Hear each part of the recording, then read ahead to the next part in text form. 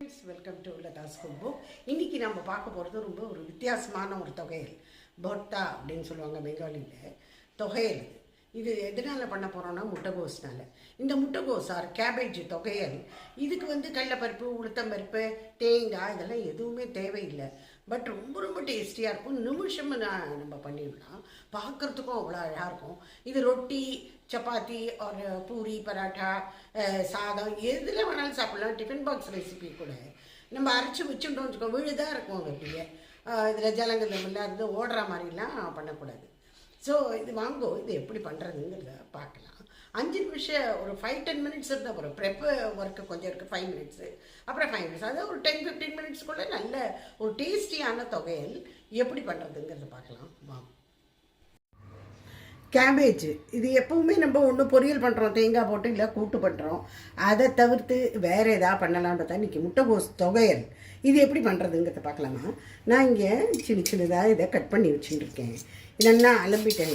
இதை இப்போ வெறும் கடாயில் இல்லை, எண்ணெயெல்லாம் போடலை, இதில் போட்டு லேசாக நம்ம இதை பாயில் பண்ணி வச்சுக்கிறோம். இது பாருங்க, இந்த மாதிரி கொஞ்சமாக உப்பு,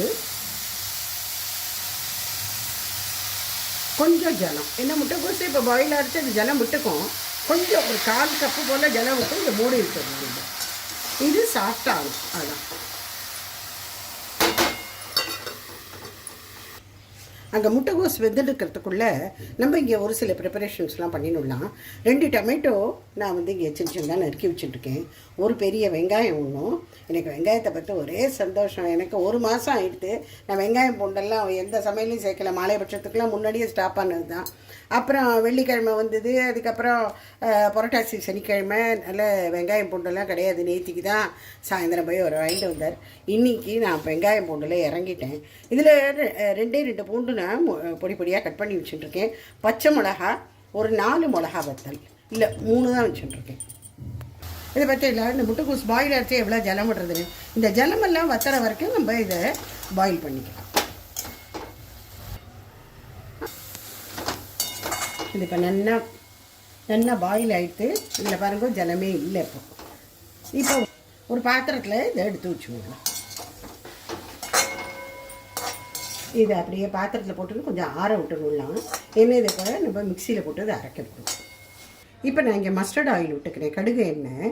உங்களுக்கு இது பிடிக்கல, இதோட வாசம் பிடிக்கல அப்படின்னா நீங்கள் ரிஃபைண்ட் ஆயில் அந்த மாதிரி வேறு ஏதாவது விட்டுக்கலாம். நீங்கள் கடலை எண்ணெய் அந்த மாதிரி. இது 1 டேபிள் ஸ்பூன் கடுகு எண்ணெய். முதல்ல மிளகா வத்தலை போட்டு நல்லா முறுமுறுன்னு அதை ஃப்ரை பண்ணி தனியாக எடுத்து வச்சுடணும்.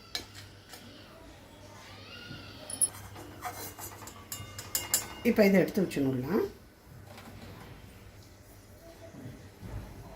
இப்போ இதில் கலோஞ்சி முதல்ல போடணும். அதாவது பிளாக் cumin சீட்ஸ் கொஞ்சமாக போட்டுக்கணும். அதுக்கப்புறமா பொடியாக கட் பண்ணின பூண்டு, அதுக்கப்புறமா வெங்காயம்,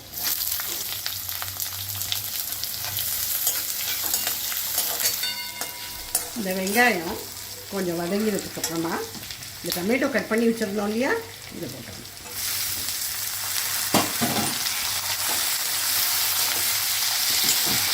இப்போ இதில் உப்பும் மஞ்சள் பொடியும் போடணும்.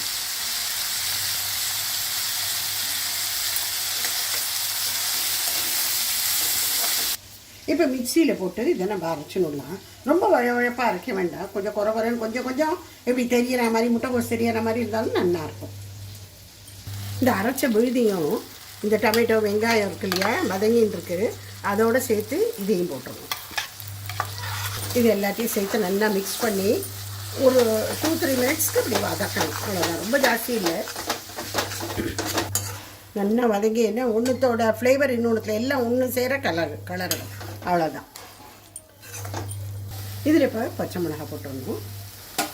கொத்தமல்லி பொடியாக நறுக்கிறது அதையும் சேர்த்து இது இப்போ ஆயிடுத்து. நிறையா கொத்தமல்லி போட்டு இறக்கிடணும். இது பாருங்கள், இது இப்படி அல்வா மாதிரி இப்படி சொயண்டு வரணும். அப்படி கலரினா அந்த இல்பச்சட்டியில் ஒட்டவே கூடாது. பாருங்க, எடுத்தோம். இந்த மிளகா வத்தல் வறுத்தேன் இல்லையா, அதை கொஞ்சமாக அப்படி உப்போடு சேர்த்து அதை அப்படி கையாலே அப்படி நசுக்கி விட்ட மாதிரி பண்ணிடணும். இந்த மிளகாத்தூள் பொடி பண்ணியிருந்தோம் இல்லையா, அதையும் போட்டுடலாம். உங்களுக்கு காரத்துக்கு தக்கனையாக போட்டுக்கோங்க. ரொம்ப நிறையா இருக்கும்னு தோணித்துன்னு நிறுத்திக்கோங்க. நல்லா இருக்கும். மேலேருந்து நான் ஒரு பொட்டு எண்ணெய் விட்டுருக்கேன், அவ்வளோதான். என்னமோ ஏதோ விடலை. யூஸ்வலாக நம்ம தொகையெல்லாம் இருப்போம், ஏதோ கிண்ணத்தில் அள்ளி எடுத்த மாதிரி வச்சுடுவோம். நீங்கள் இந்த மாதிரி பண்ணுங்க. இந்த மாதிரி பண்ணி நெல்லை வச்சுக்கோங்க, ரொம்பவே நல்லாயிருக்கும். மேலேருந்து கொஞ்சோண்டு இப்படி மிளகா. நீங்கள் எல்லோரும் இந்த தொகையில் பண்ணி பார்த்துட்டு எனக்கு ஃபீட்பேக் கொடுங்க. ஓகேயா? பாய்.